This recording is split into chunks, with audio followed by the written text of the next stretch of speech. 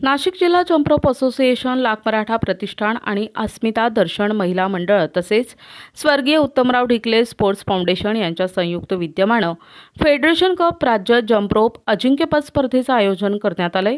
बळी मंदिर भागातील शुभमंगल हॉलमध्ये होणाऱ्या या स्पर्धेस टोकियो ऑलिम्पिक निरीक्षक अशोक दुधारे यांच्या मार्गदर्शनाखाली प्रारंभ झाला।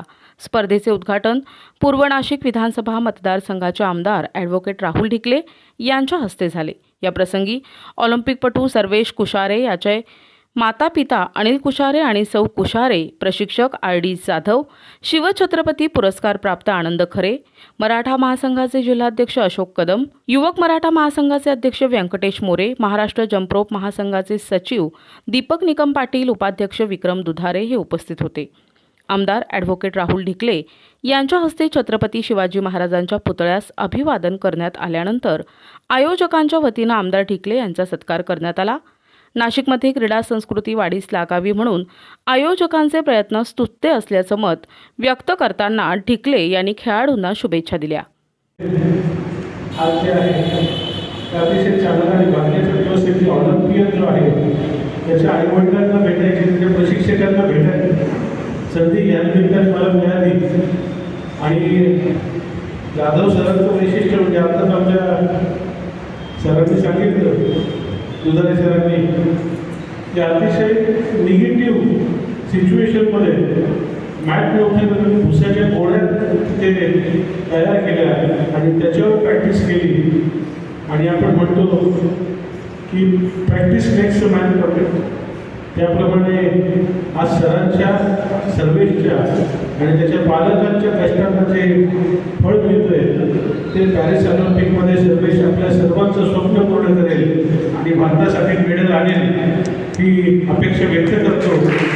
आपण सर्वांनी मला बोलवलं, माझा सत्कार केला, त्याबद्दल आपल्या सर्वांचे मनपूर्वक आभार मानतो। खेळाडूंचं स्वागत करून त्याचं नाव कमवलं तसं आपणही जम्परोपमध्ये नॅशनल, इंटरनॅशनल, ऑलिम्पिकपर्यंत जावं ही प्रभूचरणी प्रार्थना करतो।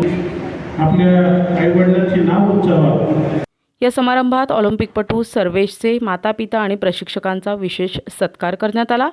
अनिल कुशारे आणि आर.डी. जाधव तसेच व्यंकटेश मोरे यांनी खेळाडूंना सुयश चिंतले।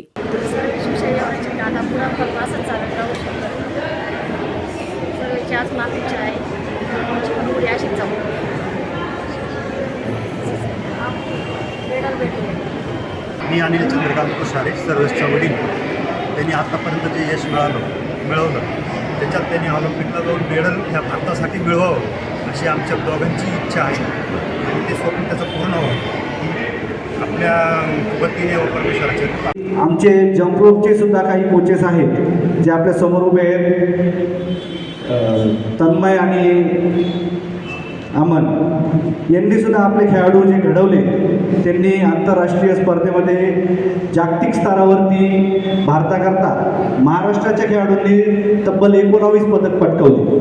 आणि मी मागच्या स्पर्धेला याच व्यासपीठावरून आपल्या सर्वांच्या साक्षीने सांगितलं होतं, त्यावेळेस ते खेळाडू अमेरिकेत आपल्या खेळाचं प्रदर्शन करत होते।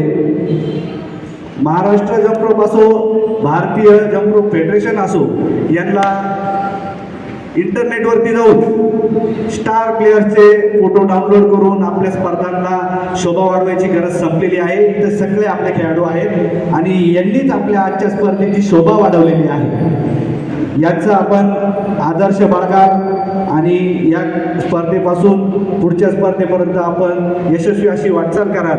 त्याच्या मक्याचं भुसा तयार करून त्या भोवतामध्ये मक्याचा भुसा भरला आणि मक्याच्या भुसावर त्याचा सराव घेतला। त्या सरावाचा तो जसा आलेख वाढत गेला तसतसा तो आलेख कधी त्याचा कमी झाला नाही। त्याच्याबरोबरचे जेवढे खेळाडू होते त्याचे प्रतिस्पर्धी, सर्व प्रतिस्पर्धी खचून गेले किंवा इंजुरीने त्रस्त झाले।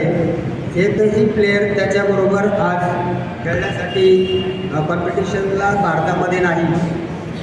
तर अशा प्रकारचे जे आयोजन तुमचे जम्परोप बघितली इतकं कौतुक वाटलं की मन भारावून गेलं.